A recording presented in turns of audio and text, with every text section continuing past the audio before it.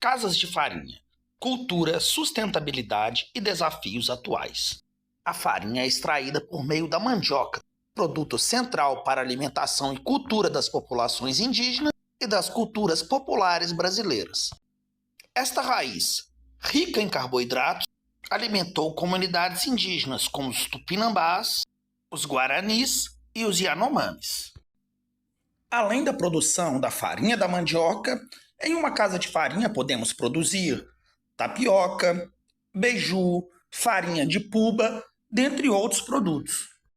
Além disso, é extremamente importante ressaltar o aspecto cultural. Para produzir farinha, se trabalha junto na agricultura.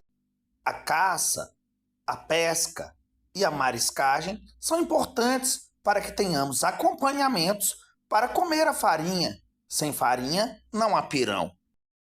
A construção das casas de farinha envolve arquitetura tradicional. A colheita da mandioca ou a produção da farinha podem ser celebradas com samba de roda ou outro ritual. A produção de artesanatos está envolvida na produção da farinha. A manutenção da cultura é importante não apenas para a memória, mas também para a garantia de direitos, como a demarcação de territórios indígenas e quilombolas. A mandioca tem a sua origem no continente americano, assim como a farinha tem origem entre os indígenas. Ao longo do período colonial, com o contato entre negros e indígenas, essa cultura foi repassada para os povos quilombolas. A monocultura latifundiária, assim como a crescente industrialização, trouxeram grandes prejuízos econômicos e culturais para as populações tradicionais. Estes prejuízos geraram a diminuição no número de casas de farinha. Para fazer frente ao mercado, algumas comunidades tradicionais têm mecanizado parte do processo recorrendo a motores. A produção da farinha em larga escala gera diversos prejuízos ambientais, como o desmatamento, a utilização de agrotóxicos que poluem o solo, o gasto excessivo de água no processamento da farinha e na plantação da mandioca, a emissão de gases tóxicos e o descarte incorreto de resíduos. Esses métodos de produção se contrastam com os métodos tradicionais e artesanais. Os modelos tradicionais de produção de farinha, além de serem uma fonte de renda, são também uma forma de preservar a cultura e o meio ambiente. A transformação da cultura pode servir também para a negação de direitos, embora incorretamente. Os povos indígenas e quilombolas podem ter acesso à tecnologia sem prejuízo à sua identidade e aos seus direitos. Com a Constituição de 1988, indígenas e quilombolas têm direito à demarcação das suas terras. Essa é uma luta atual que comprova que indígenas e quilombolas não são coisas do passado. Nesta apresentação, vamos contextualizar o significado histórico e cultural das casas de farinha, as origens e transformações das casas de farinha, explicar detalhadamente como se produz a farinha, os impactos ambientais da produção em larga escala, assim como apresentar as casas de farinha tradicionais como uma opção sustentável. O significado histórico. E hoje nós estamos aqui na aldeia Itacupé, do território indígena do Jaraguá, e o Jaraguá é Guarani. E nós estamos com a Tamiko Antiri, ela vai falar um pouco sobre a importância da mandioca para os povos indígenas. A gente vai falar um pouquinho da mandioca, dessa raiz tão importante para os povos indígenas, né? No Brasil, lembrando que são mais de 305 povos, falantes de mais de 274 línguas, né? E essa raiz, que é a mandioca, para cada povo tem uma importância muito grande, né? Além de nos alimentar, né? Ela também é o nosso remédio natural. É também uma bebida sagrada para nós, né? Da mandioca fazemos muitas coisas, além de temperar nossos alimentos, além da bebida sagrada, além da nossa farinha tão rica, né? Além da tapioca, do bolo de puba e de vários derivados dessa importante raiz, né, para nós, povos indígenas, né?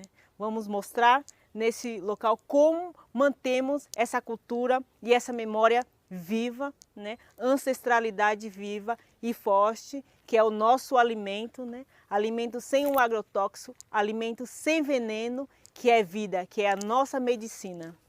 Aqui a gente produz, né, nessa casa de farinha, temos essa farinha que é a mais grossa, né, ó, farinha mais grossa. Temos essa farinha d'água, né, que é diferente, né, mas é tudo da mandioca.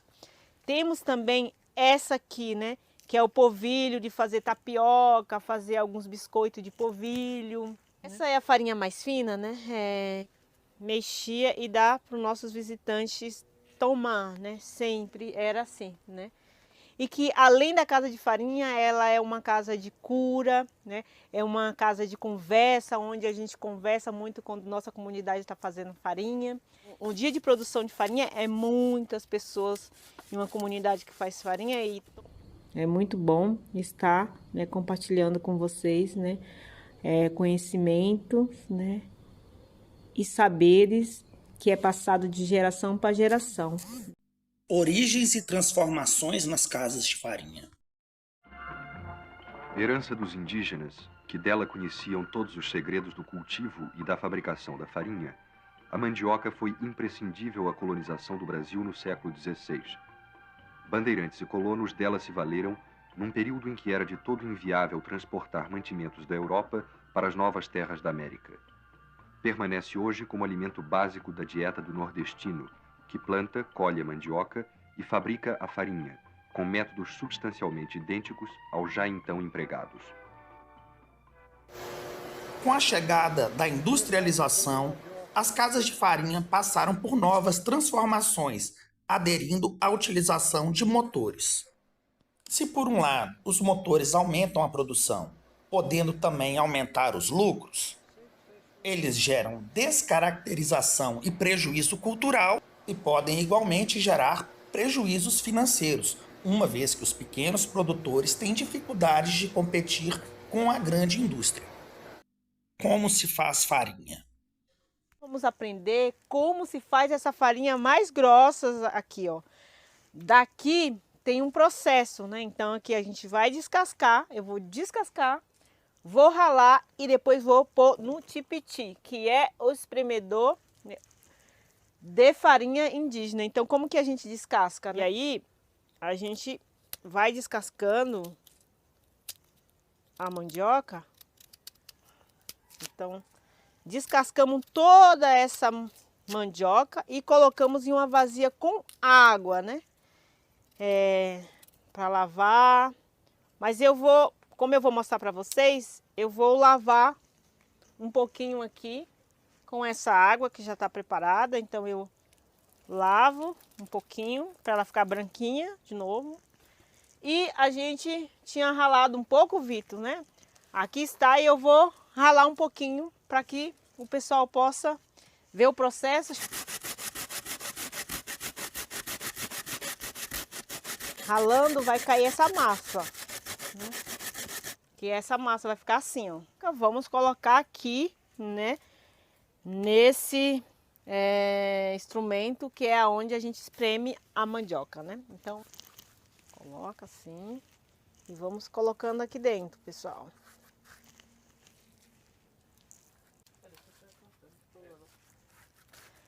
Sempre tem que ir botando assim e sacudindo para baixo.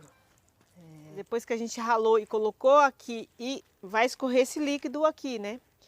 Que já está escorrendo aqui, ó. O líquido que vocês podem ver. A gente tira daqui porque já está compactado, já está sem líquido nenhum.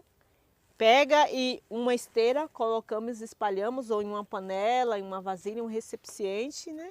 Espalhamos, deixamos secar, para depois a gente levar no forno, que vocês já vão ver como que é torrada, né? Depois que a gente tira daqui, deixa secar e levamos no tacho para torrar a farinha.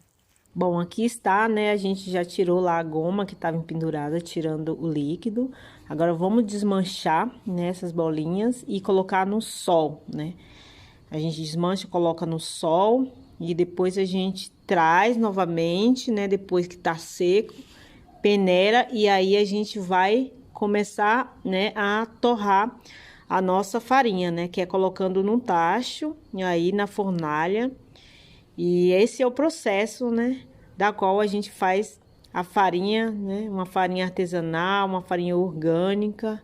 Esse conhecimento eu aprendi com a minha mãe, com a minha avó, né, a qual a gente tinha e mantém a prática de estar fazendo, né, a farinha aí. Plantada a maniva logo após as primeiras chuvas, nos meses quentes que têm início em setembro, a mandioca não será colhida antes de 18 meses. Seu cultivo fácil não exige cuidados especiais e adapta-se a qualquer tipo de terreno. Daí porque tornou-se típica agricultura de subsistência.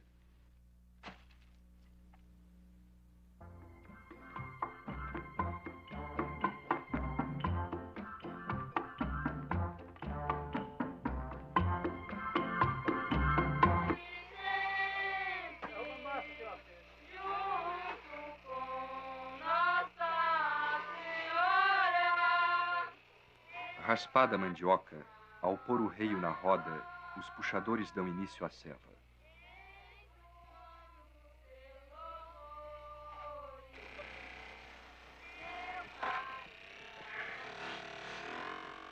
Presa ao banco, a bola ou caititu puxada pelo reio tritura a mandioca, que cai em forma de massa no coxo de aparar. Da massa ainda no coxo, começa já a escorrer a manipoeira, substância altamente tóxica.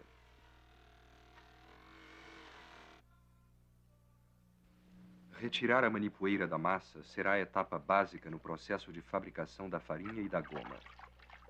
Neste caso, lavando-se a massa, obtém-se a goma por sua decantação no coxo que apara a lavagem. Retirar a manipoeira da massa para se obter a farinha exige utilização da prensa.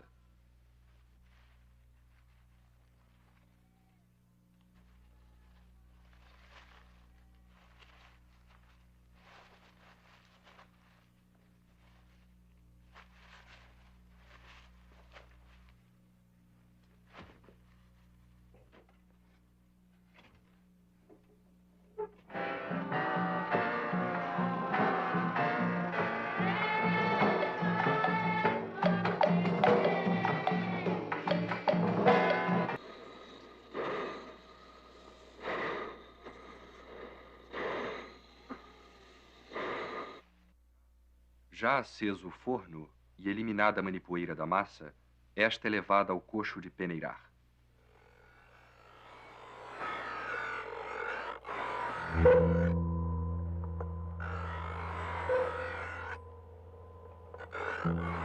Uma vez peneirada, separando-se a crueira, a massa fina é lançada ao forno para torrar.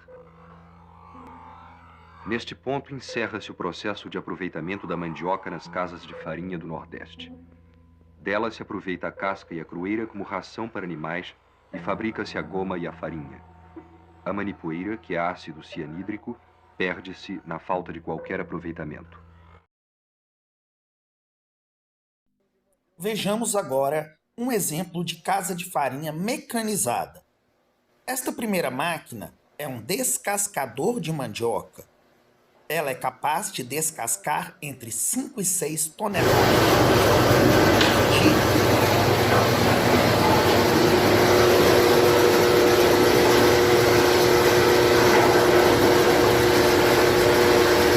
Aqui temos o forno elétrico para torrar farinha, um triturador de massa escaldada, aqui um cevador ou ralador de mandioca.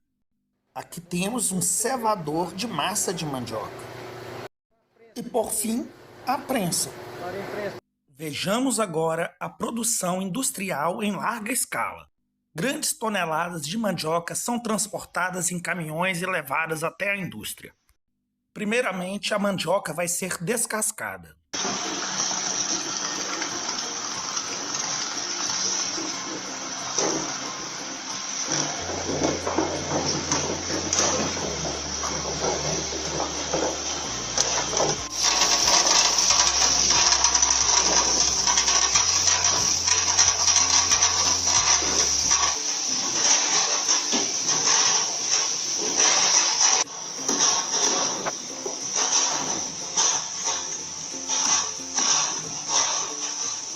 seguida, a mandioca é limpa e ralada.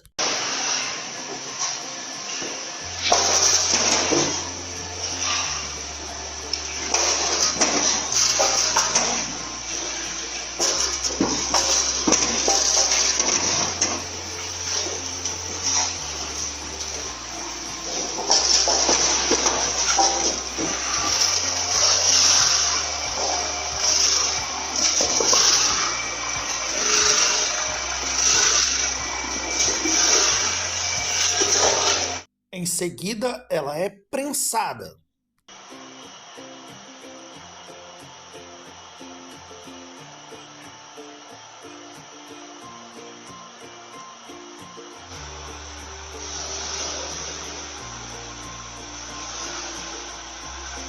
Uma vez prensada, ela vai ser novamente ralada ou cevada.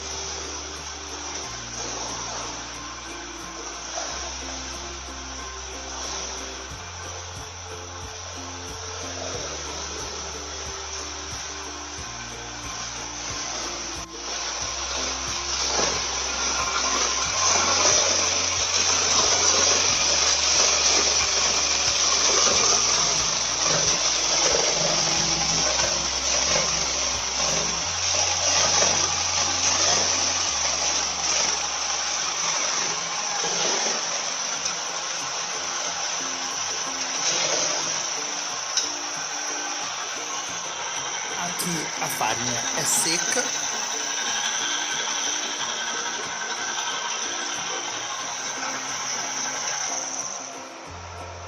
E enfim, a farinha é torrada.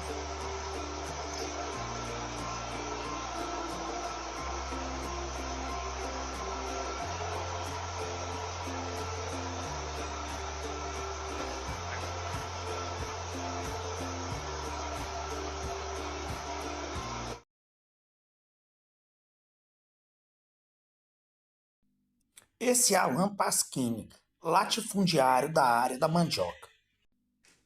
Ele se apresenta como alguém rico, que anda de avião. A produção em larga escala de diversos tipos de alimento exigem maquinários que também destroem em larga escala. Eu estou aqui na área que a gente plantou recentemente de mandioca, né? Então são 71 alqueires aqui, né? Nosso alqueire é 2,42 hectares, como um dos principais impactos ambientais do latifúndio, como vocês poderão ver, é o desmatamento. Os eucaliptos ao lado são utilizados para bloquear o vento e aumentar a lucratividade do produtor, embora gerem uma sombra indesejável. Os eucaliptos, quando plantados em sistema de monocultura latifundiária, geram grandes prejuízos ao solo. Mais tempo para sair. Pessoal, aproveitar já que eu tô aqui, ó, perto de uma planta que ela tá amareladinha, ó, tá vendo? Isso aqui é residual do veneno que a gente passa para segurar o mato, tá? Então, assim, a mandioca não é resistente a nada, tá? Neste ponto, vemos a utilização em larga escala de agrotóxicos. Os agrotóxicos, como o próprio nome diz, são tóxicos. Além de contaminar o solo, podem fazer mal para a saúde humana. Né? Não foi por acaso que o produtor utilizou a palavra veneno. Ele, inclusive, faz propaganda destes herbicidas em seu canal. Conforme o tempo. Pessoal, vocês sempre perguntam aqui que herbicida passar na mandioca, né? Hoje a gente tem o Dual Gold, tem o Gamit, tem o Upstage, a Metrina, né? Uma aplicação incorreta pode matar a própria planta. Não pode ser aplicado isso aí depois que a mandioca sair. Se você aplicar ela agora do jeito que tá aqui, ó, você perde, né, toda a sua mandioca, tá? Ela vai morrer, ainda mais novinha. Após o veneno, vem o maquinário.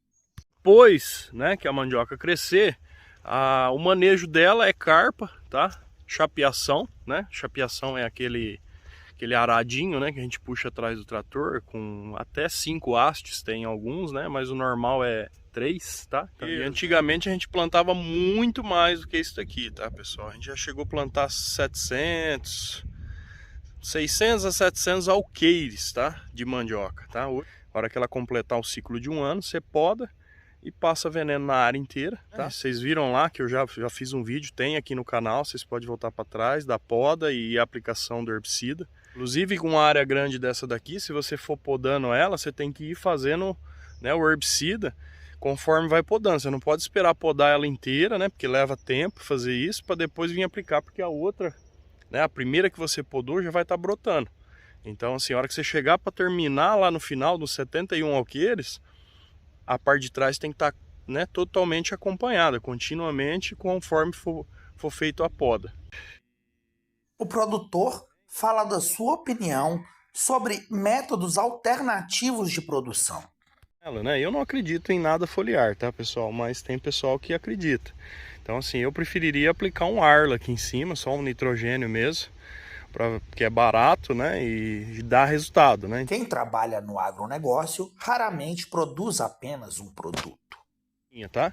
Você não faz aplicação de cobertura, nem de nitrogênio, né, como a gente faz no milho, nem de cloreto de potássio, como a gente faz na soja, porque a mandioca é uma planta de ciclo longo, tá? O objetivo das empresas capitalistas é o lucro e não a preservação da cultura e do meio ambiente.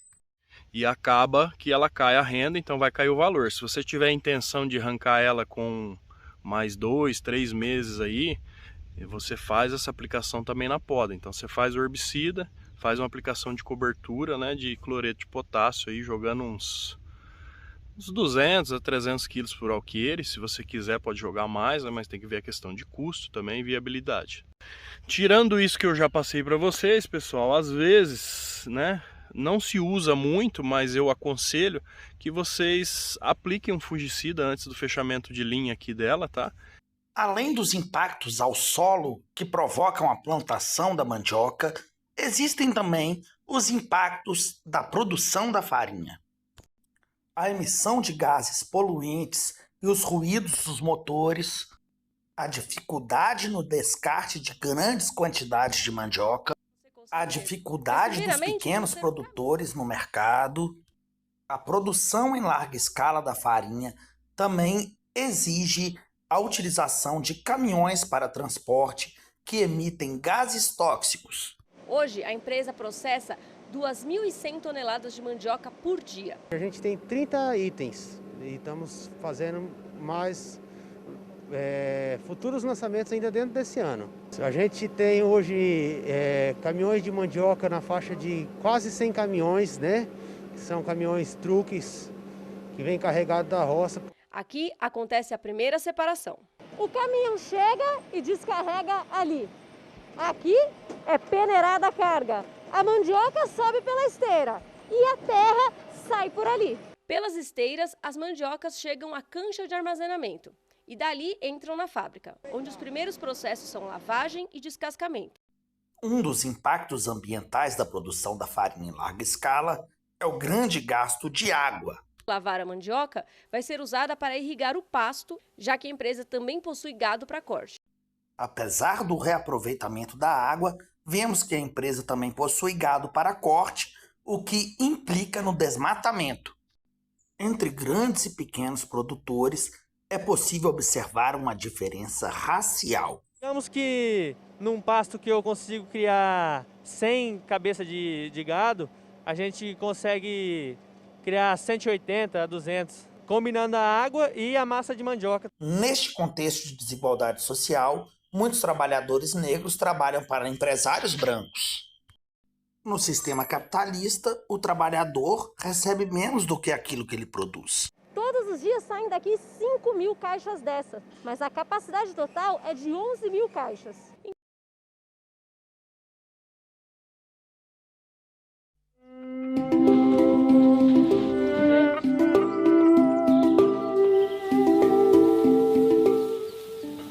A nossa produção de farinha na nossa comunidade Campo Novo chegou a 1963, desde quando foi fundada a comunidade, né? E essa história, essa cultura veio se alastrando até agora, que a gente consegue, né, tá fazendo essa produção evoluir cada vez mais. Como aqui a nossa cadeia produtiva ela é muito avançada na produção de farinha, então vai passando assim de pai para filho, de filho para pai, então vai dando continuidade. Esse processo, né, que poucas vezes, né, é desconhecido, é muito famoso, mas é desconhecido, né? E a gente tem isso, né, assim, para nós, assim, nessa luta de fazer farinha. É um trabalho muito, né, diferenciado, até porque, né, a família começa a desenvolver a parte da necessidade, né. A gente cresce nesse ramo, né, produzindo farinha. Então meu pai e minha mãe sempre levou a gente desde pequeno para o trabalho, né. A gente estudava na cidade e nas férias a gente vinha e acompanhava todo o processo de fazer farinha. Então é a cultura da nossa comunidade, do nosso município Guarani, produzir farinha. O processo inicia escolhendo a capoeira, a gente marca 1 hectare ou 2 hectares, a gente roça o primeiro processo, depois da roçagem vem o processo da derruba. Depois da derruba a gente espera 1 mês ou 2 meses para vir um processo da queima, depois da queima vem o processo da plantação, que é cavar a escova e colocar a maniva e enterrar. Depois dela plantada, a gente espera de 3 a 4 meses, depois que ela já tem nascida, para dar a primeira capina, que é o processo da capina. Depois da primeira capina, a gente espera de 10 a 11 meses para dar a segunda capina.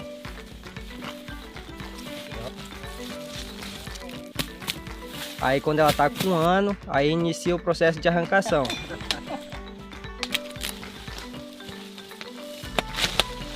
Que é a botagem de mandioca, que é o processo de colocar lá no poço para amolecer para produzir a farinha.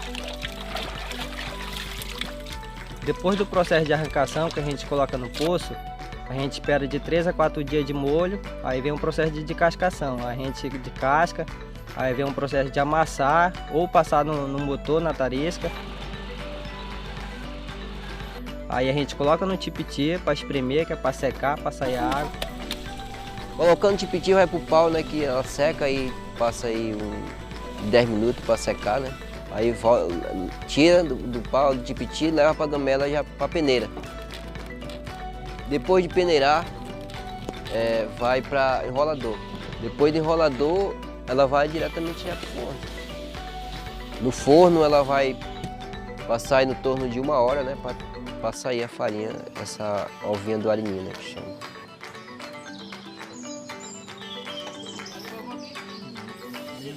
Fazer farinha na Amazônia é um processo tradicional, né? As pessoas, na verdade, por mais que a gente agregue valor ao produto, as pessoas continuam produzindo de maneira tradicional. Então é hiper importante manter a tradição quando a gente fala de um produto que é o produto talvez mais consumido na nossa região. Só o que mudou um pouco, né, foi como carregar a farinha, que antigamente a gente carregava todo o tempo nas costas. E hoje já tem o auxílio da moto. A maioria das cozinhas fica distante da nossa comunidade. Então hoje facilita muito, porque antes a gente passava de 1 hora, 2 horas com uma saca de farinha na costa. Hoje não, a gente passa 10 a 20 minutos para transportar essa saca de farinha da cozinha até a comunidade. Hoje a gente tem uma empacotadora de farinha na região da RDS de Mamirauá, na comunidade Campo Novo. Essa empacotadora, além de reunir as pessoas para esse espaço, ela vai conseguir de fato endereçar uma mudança de forma de produção, de você de fato customizar esse produto, de você dar uma identidade para o produto.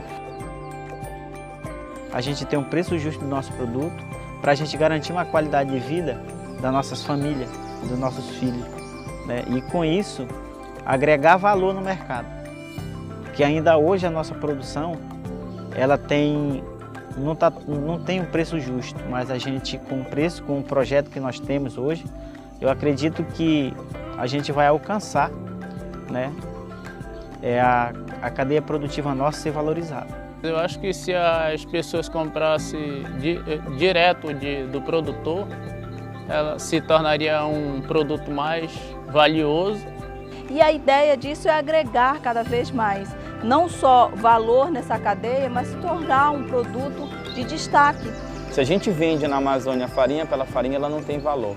Mas se vende farinha pela história, pelo contexto, pelas pessoas, pelo humano que está por trás, aí é fundamental. Eu fico muito feliz por isso, né, de a gente ser morador da comunidade, ser filho de agricultor, ser agricultor, porque a gente tem uma história toda para contar, né?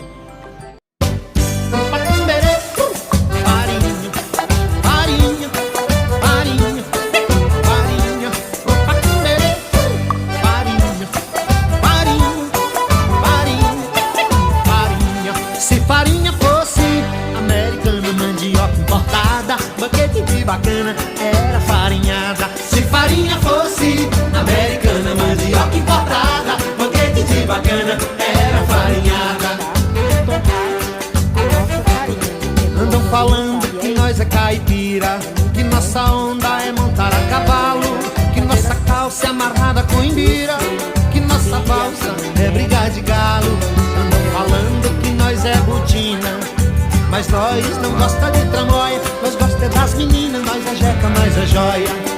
Mas nós não gosta de jiboia, nós gosta das meninas, nós é jeca, nós é joia. Se farinha fosse americana, mandioca importada, banquete de bacana era farinhada. Se farinha fosse americana, mandioca importada, banquete de bacana era farinhada.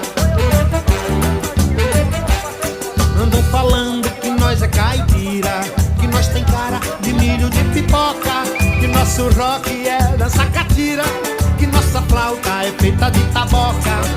Nós gosta é de pesca traíra, vê a bichinha e gemendo na vara. Nós não gosta de mentira, nós tem vergonha na cara. Vê a bichinha chorando na vara. Nós não gosta de mentira, nós tem vergonha na cara. Se farinha fosse americana, mandioca importada, banquete de bacana era farinhada. Se farinha fosse americana, mandioca importada, banquete de bacana era farinhada. Andam falando que nós é caipora, que nós tem que aprender inglês, que nós tem que fazer chuchecho fora. Deixe de bestagem, nós nem sabe português. Nós somos caipira pop, nós entra na chuva e nem molha. Meu I love you, nós é jeca, mas é joia. Nós entra na chuva e nem molha. Meu I love you, nós é jeca, mas é joia. Tira o bicho de pé com canivete, nós já tô na internet, nós é jeca, mas é joia.